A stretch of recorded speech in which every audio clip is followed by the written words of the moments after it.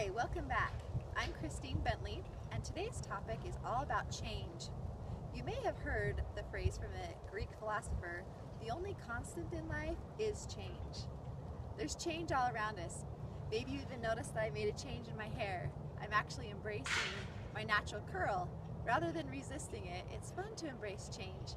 You may notice the beautiful leaves in background. It's the beautiful crisp weather of autumn, and I love this season.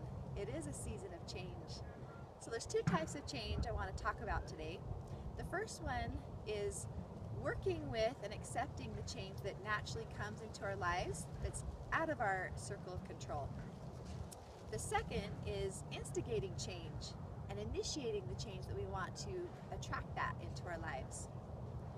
So I want to give you a couple tips that I've used to help work through change that's happening that may be undesirable, maybe consequences from somebody else's actions. And you can do this easily at home today. You go and round up a random scrap piece of paper from your home and write down 1 to 3 words or phrases that are really bothering you, that are really negative, that you're resisting in your life. For example, mad might be the right word to use if you're just really upset about change or upset from an action that somebody has taken. And you rip up this paper and you put a lot of energy into it and smash it up. I even recommend throwing it on the ground and stomping on it. A lot of times we'll do this activity with our family and we'll actually take it outside to the barbecue and burn that. So the purpose is to get our autonomic nervous system alert and aware. We want to make a change to that subconscious functioning that we want this to change. We don't want our body to just tune it out like many of the other sounds in our life. When we burn it, we're getting the smell. When we touch and rip it, we're putting energy and sound and feeling into it. So then it's very important to follow up with another piece of paper and write positive words. For example, loved, happy, content, at ease. We don't want to leave that vacuum empty. It can fill back up with the negative energy. So you'll need to do at least 3 positives for each negative. It sounds so simple, but I invite you to try that activity. It really changes a heart that's hurting or stressed or feeling friction into peace and calm. It's also really helpful to type up some phrases and put them on your mirror or on a wall or somewhere where you'll see them often. And write phrases that are positive and uplifting.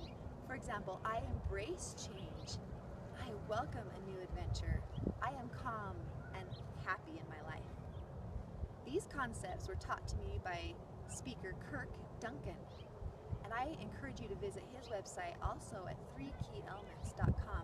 You can even download instructions for a vision board, and that's a term that he uses to help us inspire our minds by putting things on the board with a picture or a phrase that will help bring those positive things into our life. So the next part is focusing on change in our future. What do we want to attract to us? And I wanted to share this story about a parent with a little child. You probably had this happen in your home. If a child comes to a parent and wants something, the parent wants to help them and give them this gift.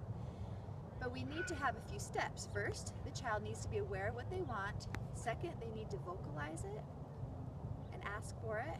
And third, they need to take action to start moving forward. For example, if a child wants help with their dishes, their job for the week, first they need to realize they have a problem they need help with. Second, they need to come and ask me and tell me what it is they need. And third, they need to take action. I do not help them do their job unless they have started moving forward with steps.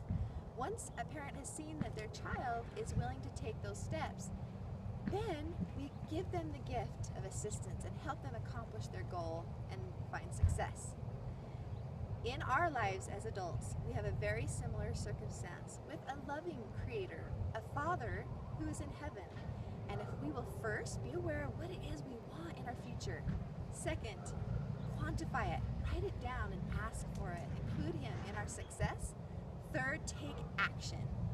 And we will literally bring that into our lives, we'll find the success that we're looking for, especially as we're including that higher power. So I encourage you to take these steps. Take a few minutes in your life to meditate and think what it is that you want to attract and change in your life. I also recommend utilizing essential oils during this process. They're very invigorating, awakening, and connecting the spirit, mind, and body as we seek change and solutions for our lives. Remember to subscribe. More videos will be coming your way.